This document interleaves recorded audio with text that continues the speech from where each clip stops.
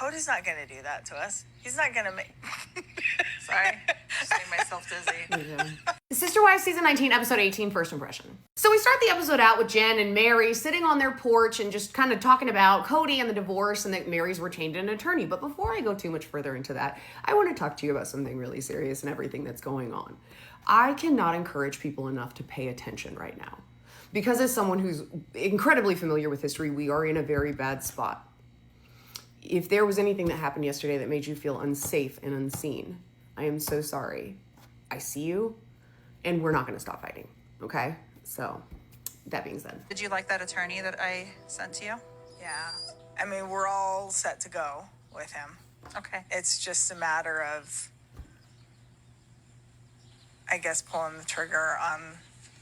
God, I hate it, Jen. So then Meri goes into it. At one point, Janelle had gone to visit Meri and told her, hey, I think we need to get lawyers. You really need to pay attention to Kody. And Meri even kind of admitted, she was like, I had a wall up. I wasn't ready to kind of talk about that. But Janelle was pretty much right, because now that they're trying to get it figured out with Coyote Pass, this is just classic, especially once you're divorced. I don't know legal stuff. I don't know. Like, Kody pulls this jargon out of his butt. I can't tell if this is something that you're making up because it sounds good, something that you're trying to twist to make it look better in your favor. Also that. Tell me what you want to do. If you want to keep all 14 acres, then buy me out. Simple. So we don't hear from Kody, and we go through these long periods of time, and it really makes you think, what's going on? It doesn't make you have a lot of trust that things are going to go fairly. They shouldn't trust that man as far as they can throw them, and judging by the six-pack abs and the Adonis-like physique, they're not going to be able to throw him very far. At the very least, they're going to need some of those like workplace guidelines, you know, like bend, back, not knee, or maybe it's knees, not back. I don't know. Don't take advice on how to lift things from me. Then we jump over to Coyote Pass, and Kody is trying his mightiest to get this guy on his side by giving him way too much information. You can tell the guy's like, I'm just here for a commission. I don't know, including, you know, what is it with Kody and dogs? Dogs can smell evil, that one. I have an ex who was here living out of an RV. That's not good for a marriage, so don't ever try that. Okay, good to know. Thank you. And especially if you've got dogs in the RV. But the other equipment is just like businesses that I just had to mothball that were unsuccessful. Okay.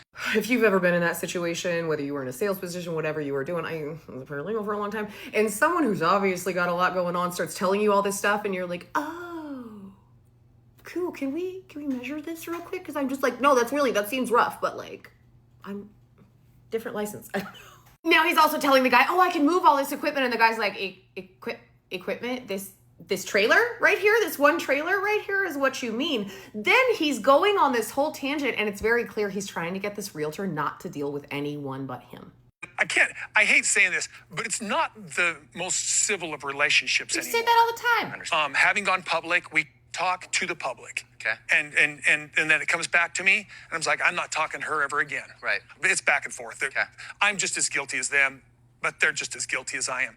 So what I will do is when you get an offer, okay, and you present that to me, I'll email them and I'll say, I've got this realtor, we've got an offer. Okay. It's a matter of just getting their permission because they're partners. So is it, I don't know what to do, I don't know how to handle this, blah, blah, blah, blah, blah, blah, blah, or is it, I'm going to tell the person who's actually trained in this, who's the professional, how it's going to go, and it's just a matter of needing their permission? Actually, you probably need a few signatures and some input from them also. That's shady. Then we're going to lean into the classic of, buy you out, please sir, may I have some more? I'm just sitting here going through this, like trying to decide what do I want to do?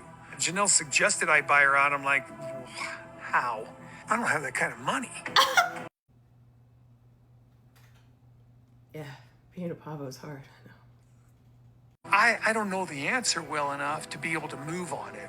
But I got these two exes going, I want this, let's do, what are we doing? What are we doing? And I'm like, I don't know. So they're nagging me, which is great because I just got two ex-wives who are total nags, now nagging still.